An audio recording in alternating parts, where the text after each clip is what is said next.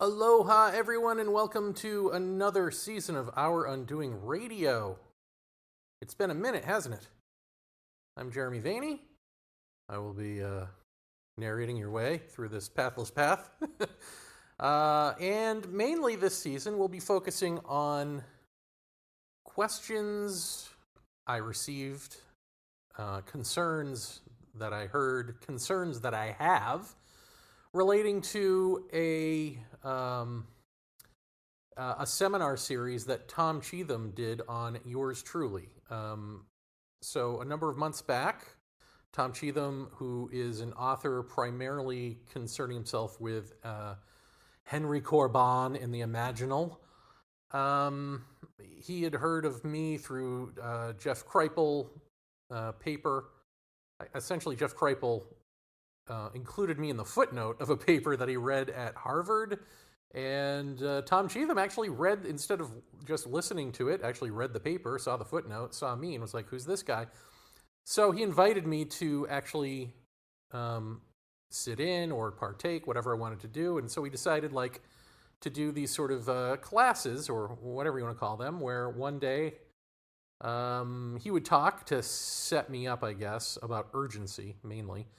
And then I would come in and talk, and then he'd have a day of discussion with the class about what they just heard me say, and then I would come back. So we did this for a number of sessions, and I thought it would be interesting to expand on some stuff here and to just tell you, what was eye-opening for me, I guess, if you want to call it that. So we will do that, and also, while I've been away, I've been doing other things. Some of you may realize, or not, that I did a Culture Contact seminar series on my own, which was a YouTube live stream. So if you go to YouTube, in fact, maybe if I remember, I will put the link in the description for this. It's done now, but I may put the audio versions on this Our Undoing Radio feed at some point here. But basically, I wanted to flesh out what alien abductions, in quotes, are, what they are not, and what it takes to really further any understanding that we're going to have about this phenomenon, which dovetails nicely with Our Undoing Radio, because what it takes is non-duality. What it takes is what we talk about here. One has to be that to understand what this whole thing is about, if we are going to at all. So in other words, I'm not saying that I have the final answer on what everything is and how it all works, but I'm saying I know the direction to look, and it ain't science and technology.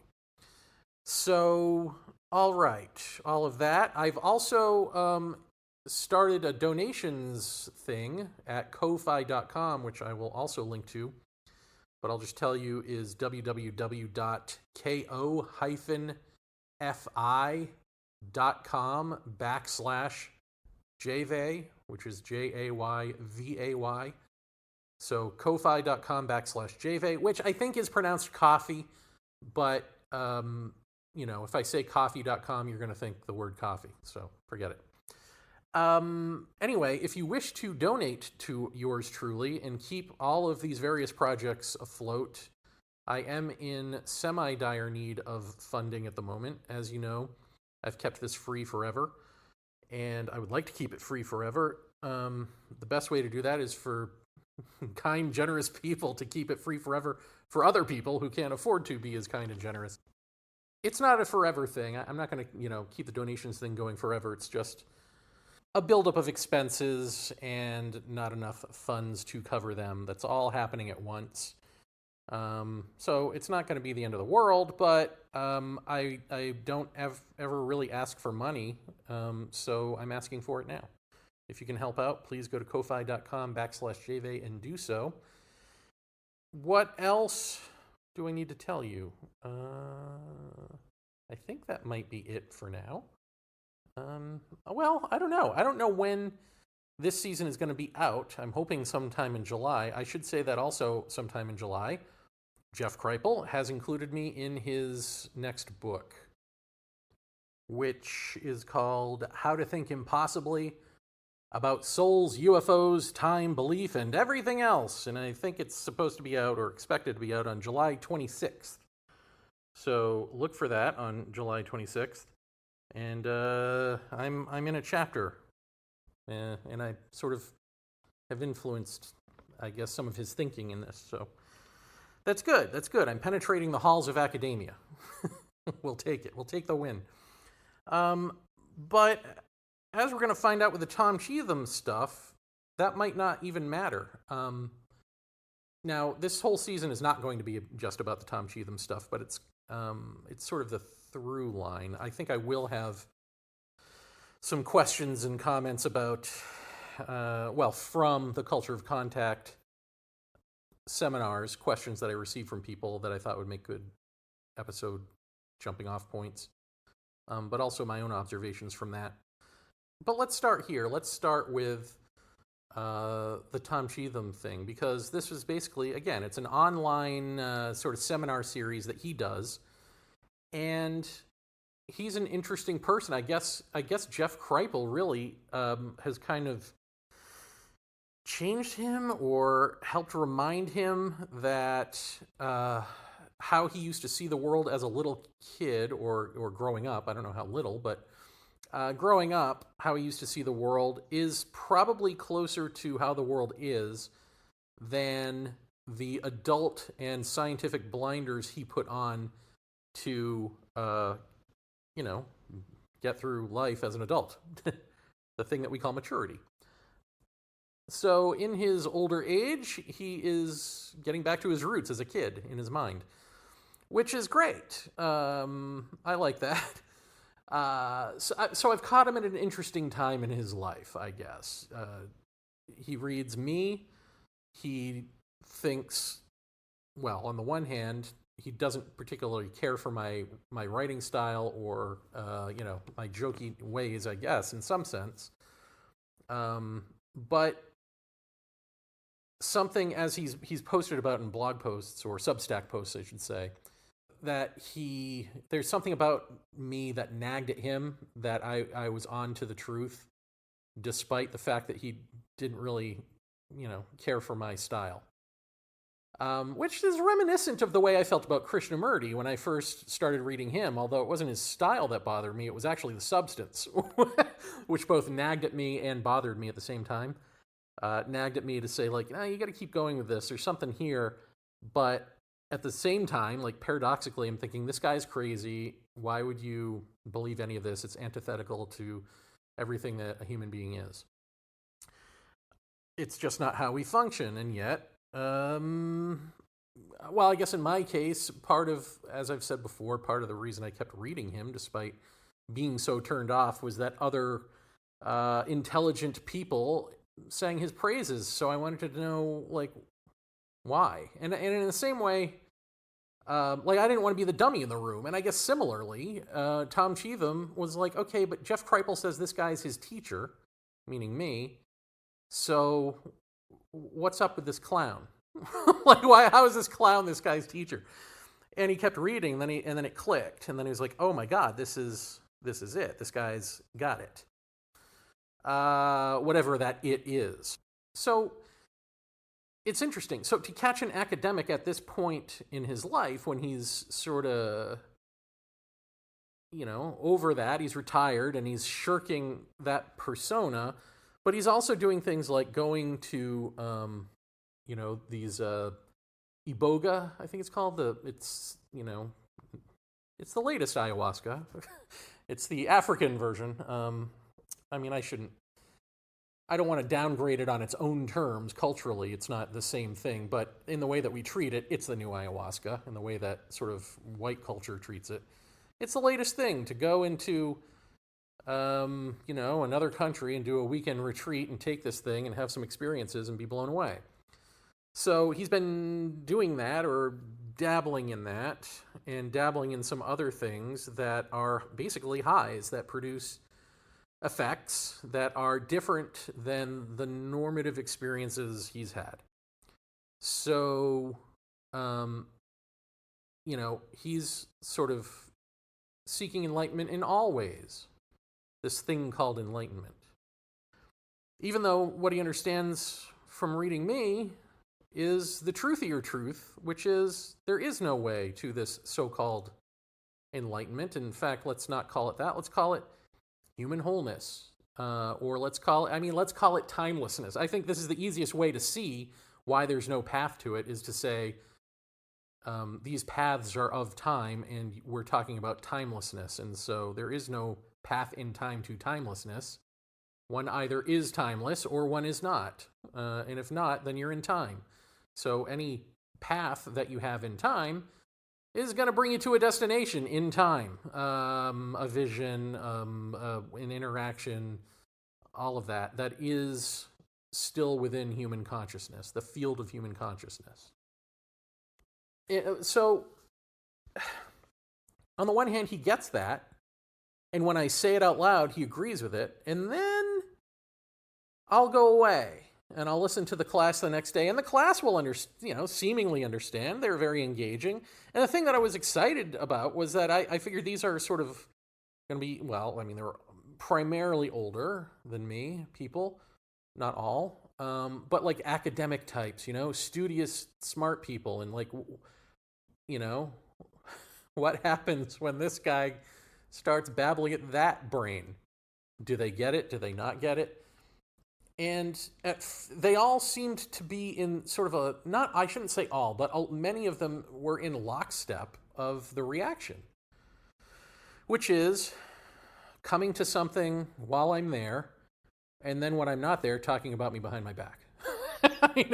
Essentially, even though I'm listening, even though I'm watching this, and then I'm going to come back and talk to them, it's sort of this, as soon as the voice of whatever, this truth, is out of the room, let's get back to what we know. All right? This is too hard. We want paths. We want fun. We want, the things that we want. We want the denial. We want the denial to be enough. And ultimately, I think where Tom landed, and if he listens to this, maybe I'll send it to him. He can correct me if I'm wrong, but I think where Tom landed is saying, just knowing that this is possible for people is enough for him, because he doesn't think he's going to be able to, quote unquote, achieve what I've achieved in his lifetime. So since he's not going to get it that way, in such a way that the understanding shatters him and blossoms timelessness, then it's just enough to know that it's there. So now he's given himself permission to go on and do whatever it is he wants to do. And I guess, that's a great way to justify not understanding anything. That's all that is, right? And in ye old days, the guy like me would first of all be a better presenter.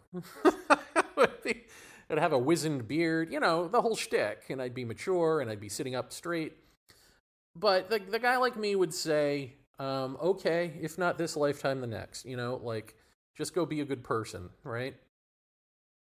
But that guy would be wrong, because staying in this human consciousness, swinging back and forth on the pendulum of good and evil, or good and bad, or good and cruel, whatever word you want to use if you don't like evil. I'm not particularly fond of it, but it's what we've got. We go back and forth on the pendulum of good and bad decisions, selfish, less selfish, whatever. We can't do that forever. We're seeing that there is a finite ending to it, because the population of humanity has so grown, and the selfish political systemic structures have so overtaken Earth that we're only going to end in our suicide. So you either die inwardly, psychologically, to timelessness, or you kill off the species, right? And we're at that precipice. And so we cannot afford, if we ever could afford hundreds, thousands of years ago, to ignore the call. We can't afford to ignore the call, because we're at the end of this. Not just the end of society, not just like the collapse of the empire, but the end of the species, or at least the dieback of the species. I was just reading that in the ice age of, I don't know, however many thousands of years ago, the human population died back 99%. So, yay, 1% goes on and then rebuilds. And then what? And then back into this, right? Like we keep on this cycle over and over and over again. And we keep justifying staying in it because it's just so much better and easier and fun, chasing after the fill for the hole that we feel inside instead of no longer having a hole to fill in the first place. Simply because to not have a hole to fill requires that we not be there anymore. The death of self. The self is the whole, and the self is the filling of the whole. So we don't want that. We know ourselves. We just want to change ourselves. We don't want to die. We want to change ourselves, even if that means ultimately that we do die. And the way we sort of get around this discrepancy is, I mean, you see it. You live with it every day, just pretending like it's A, either not happening, or B, out of our control, so let's not concentrate on it. There's nothing we can do about it. Not my problem. I'm going to go on vacation. And folks, that's just not good enough. But I found it surprising how many of these supposedly well-educated, older people didn't necessarily even believe that climate change was a thing. Right? Like, that's how deep the denial is. In fact, one guy who was not one of the older people, and maybe I'll just focus on what his shtick was on a later episode, but in terms of this stuff, he was basically saying, whenever, basically, like, there's always a prophecy of the end of the world. Like, the people who become enlightened or whatever have, these sorts of experiences tend to say, oh, the end of the world is near. Or that at the end of centuries or around the turning of the centuries, the end of the world is near, and it never is. It's never that. It's just, and so he's saying, like, to have a prophecy about that or prophesy about that is all a part of that, whatever that is. It's just something that happens naturally, but it's it's not related to anything that's actually happening in reality. And it's like, dude, we've still got nukes in play. We've got the climate change thing, whether you want to ignore that or not. I don't know what you're talking about. Like, I get it. I get that what he's saying has some merit to it. But I also understand that, well, maybe it's like the boy who cried wolf. The wolf is actually at the door this time. Not because I'm saying it, not because I'm, I've got some, alien female voice all my life warning me of, coming calamity or, it's, yeah, but do I need that? I mean, that's always been my point of, here we're switching over to more like the culture of contact type stuff. But, I mean, I've had this female voice in the context of alien abductions who has warned me about pollution and warned me about visionary stuff. And the male, the dolphin dream, which I think I talked about on this show at some point, all pointing to, and if you haven't heard of these things, you can go back and find them or not. It's not important. Just know that the important thing is that all my life, in some way or another, it's been pockmarked with warnings from seemingly another intelligence that curiously speaks English.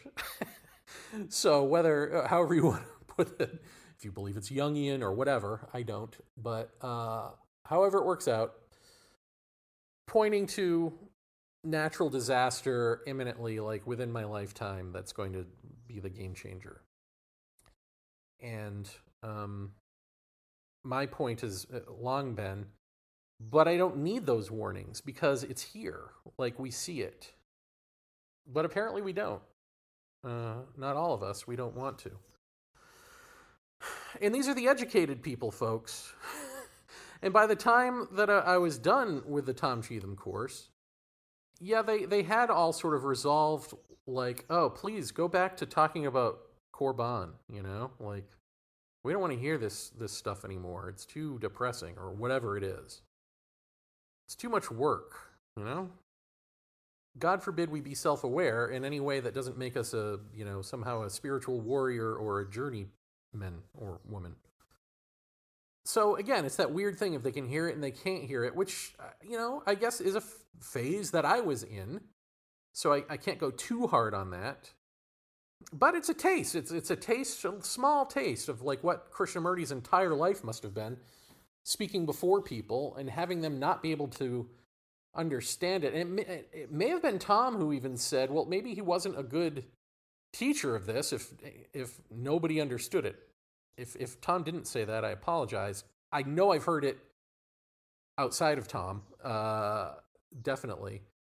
Maybe Krishnamurti just really sucked at what he was doing if he couldn't wake people up, as if it's his job to wake people up. There is no waking people up. This is part of the message, if you want to call it that. It's part of the deal. You cannot wake people up by being awake yourself and explaining it to people. They have to hear it. It has to click within them. They have to sit in alone, not in a group, not in a discussion session, not in a meditative circle, alone. They have to be in their own cave, as it were, and sit with this. And if you're not willing to do that, and be honest and be clear with yourself about yourself, if you're not willing to do that, then it ain't going to happen. And, Krishnamurti, again, I've said this before, on his deathbed, lamented that nobody understood what he was saying, which, not one person who sat there all those years understood in the way that they needed to for transformation to happen. That doesn't mean his life was wasted. Along came me, and I heard it, and I finally got it. So there's one. Maybe after I die, someone will find this, and there will be two. But the point, or maybe a bunch of people, and they're just smart enough to not speak up about it, because to speak truth is to kill truth, and who wants to live in that state except me? So, but the point is, you can put it on someone else. It's always someone else's fault, right? Oh, why didn't he orate it the right way? In fact, this sort of came up for me during the Culture Contact thing, where somebody who was a semi-long-time listener in the last few years, but is somebody, it's one of those people who's like, I know to be wary of just from things that he has said, but, he seemed nice enough that I would talk to him in comment sections and stuff. But again, I knew to be wary because, there are certain people that you can pick out of a crowd and be like, okay, that guy's going to be a problem eventually. Can I be friends with him now? Maybe I'm wrong. But it's like, I don't want to treat everyone with the same brush strokes. But I guess if you fall under the same archetypal pattern, you're always going to end the same way, right? And what I'm talking about is like he would listen to these shows or things I would say on Paratopia and comment specifically about native peoples or first peoples and say like, oh, they had problems too, they had wars, you keep putting them on a pedestal and keep idealizing them. And then I would explain what my actual position is, which is not that. And then, cut to a few months later and it would be the same thing because, white guys like that have to feel defensive like they matter, Like if you're not allowed to call out, like, you know the day and age we live in. We can't even call out racism anymore without white people being offended.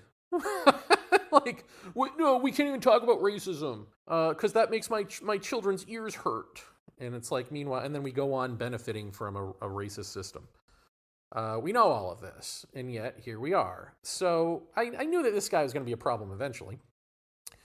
And when they do become a problem, this type of personality, it always ends the same. Like, it always ends up with me being a narcissist. How do you know what you're saying is right? And whatever you say is right, and everyone else seems to be wrong. And the funny thing is, during the Culture Contact thing, I actually talked about this in one of the first episodes because someone else had written to me who seemed like they were going to be going this way. And I just said, look, I'm going to inoculate myself up front here. I know what all of the arguments to me are because I've heard them all a million times. And what's funny to me is if you can listen to our Undoing Radio for years, and still not understand it and still go back to what you're saying is right and everyone else is wrong and not understand, then you've not understood a freaking thing, right? Like, so what's the point? Why did you listen for all these years? But one of the things that he mentioned that quite perturbed him in our final back and forth was my attitude. He's bought my books.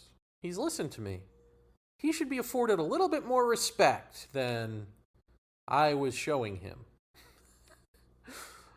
And maybe I'd have more listeners and more people who understood me if I were a bit less abrasive and like a nicer guy, essentially. Not so smarmy. But as we see with Krishnamurti, no, it doesn't matter. It doesn't matter what persona you are. It doesn't matter who you are. You're not going to get it because you don't want to hear it. You've been listening for years and you don't hear it. So how many more years are you going to listen? I actually can't do a show like this in the hopes of, quote unquote, waking someone up. I can only do it and those that connect with this smarmy voice, those who enjoy hearing such a thing, maybe something will click with them and then they'll go have their own little private aha moment or something.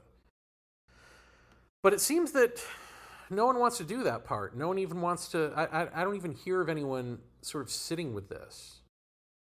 That's just not what I hear in terms of feedback. Like, oh yeah, I've sat with this for a year or whatever. No, I hear like either this is crap, and then they keep listening, right? Or this is crap and I'm not listening anymore. Fair. Or more likely, yeah, no, I completely understand what you're saying. In fact, this sounds exactly like blah, blah, blah. Or, yeah, I've had my own enlightenment experience, just like what you're saying. Okay, let's hear your experience. Okay, well, my experience is this, and then it will be nothing like what I've said. Because again, nobody actually listens to listen. You listen to hear what you want to hear. You listen to be validated.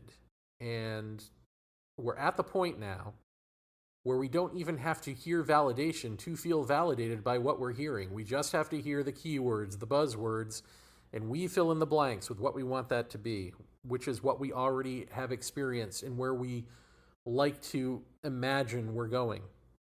Because we want the journey. We want to be the hero on that journey. We want our lives to have been meaningful and to be constantly striving toward something more meaningful. And meanwhile, what is your life producing? Except the end of the world. So let's not pretend like your life has been really meaningful or is going to be through this journey. It may be meaningful to other people who, we all have people we love, I hope. And their lives have meaning for us in that personal way. But in that big transcendental way, No, because you're either in the field of human consciousness, swinging back and forth between the good and the bad, or you are off that ride. These are your options. And as I found out from doing the Tom Cheetham seminars, people want to be on those rides, fine. They want those rides to be the enlightening thing. Yeah, I get it. But moreover, they get really angry and upset in their own ways, or pouty, or whatever, when you call attention to it with any sense of quote-unquote authority. And really what it is just like truth. They really had a problem with me telling them that there's truth absolute. There are relative truths that we live by and blah, blah.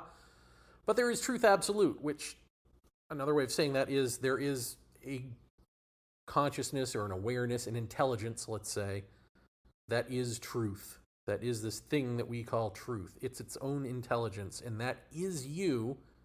That timeless, formless awareness is you when the psychological construct, the thought construct, which is of time, is no more.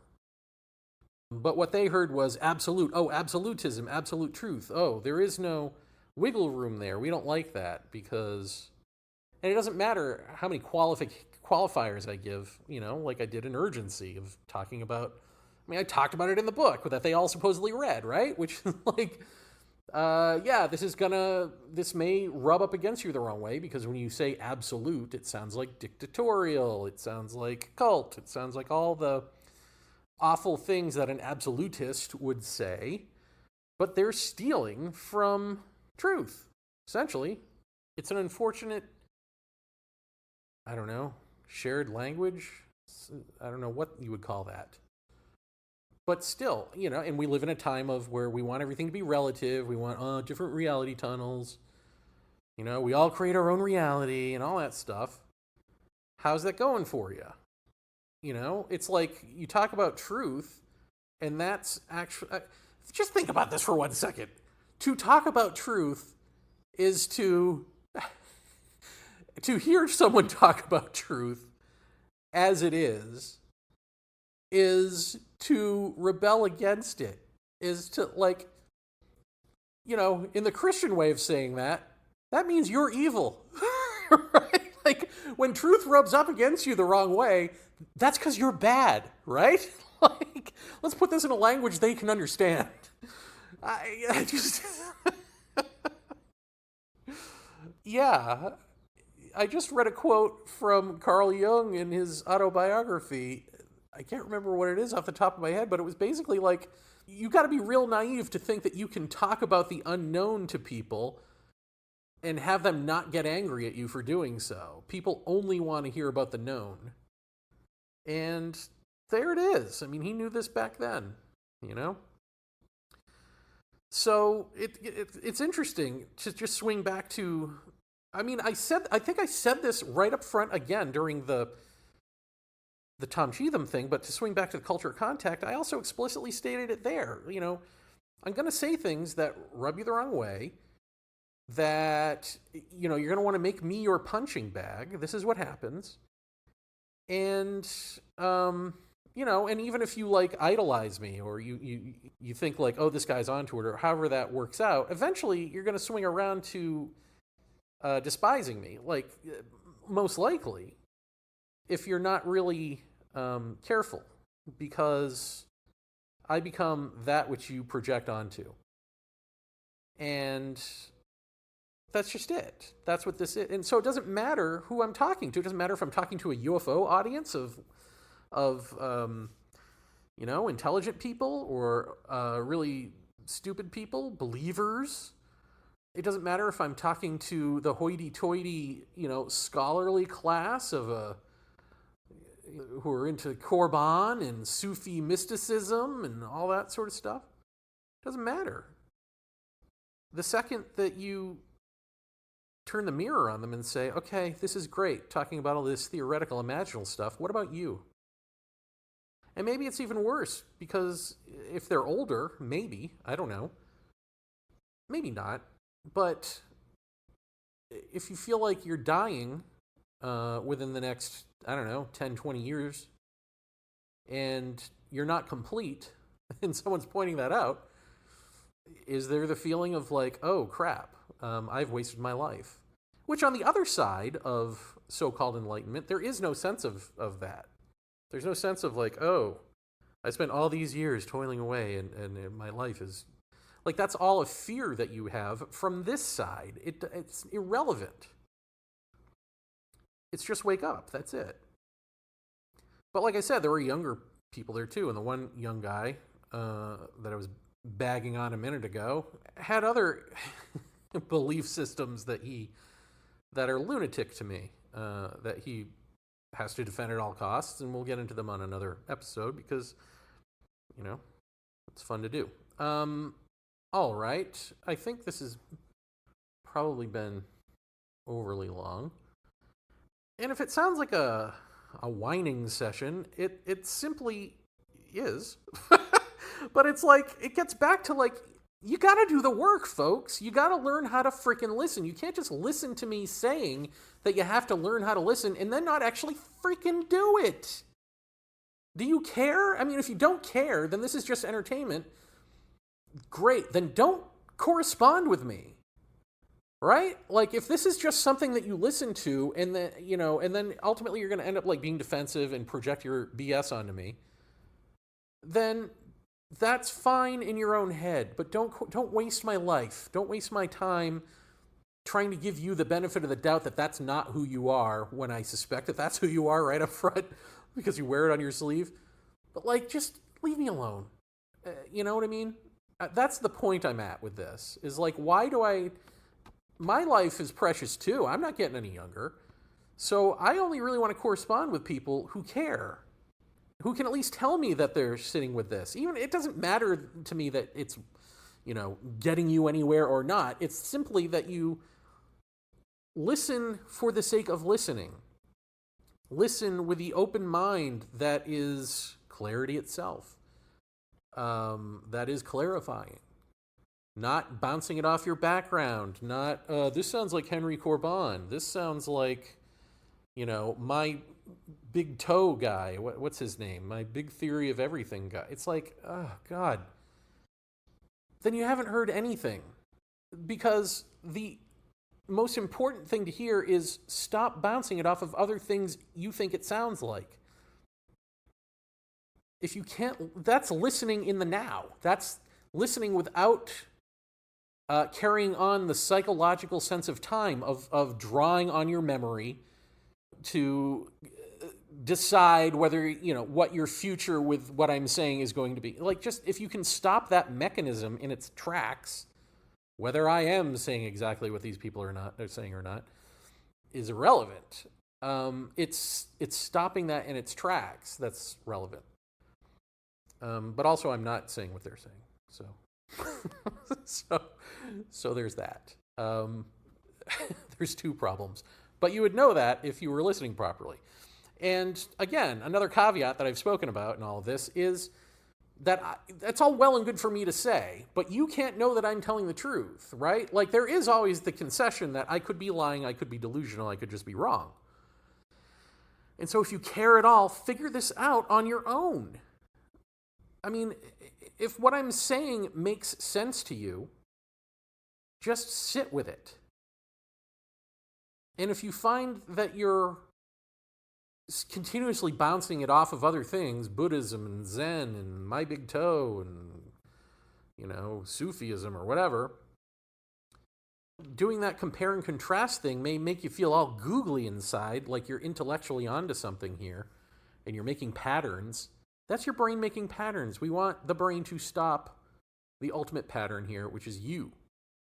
So, as you're seeing that happen, can you question, why am I still doing this? Why am I still bouncing this off of my past experience? Why am I still comparing these words to these words to these words?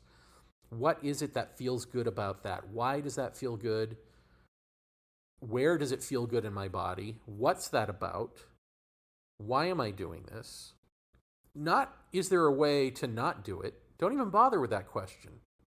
Is there a way to not do this? Just bother with, why am I doing it? And perhaps if you can figure out why you're doing something, if that something is unhealthy, then perhaps, just perhaps, the body will react by not doing it anymore. The brain will react by not doing you anymore. Because timelessness ain't ancient.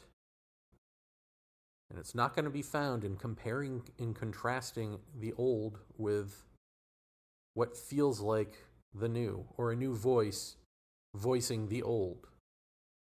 You are the obstacle to timelessness, not the speaker. You may be well educated. You may be inquisitive. You may be curious. But those don't make you serious.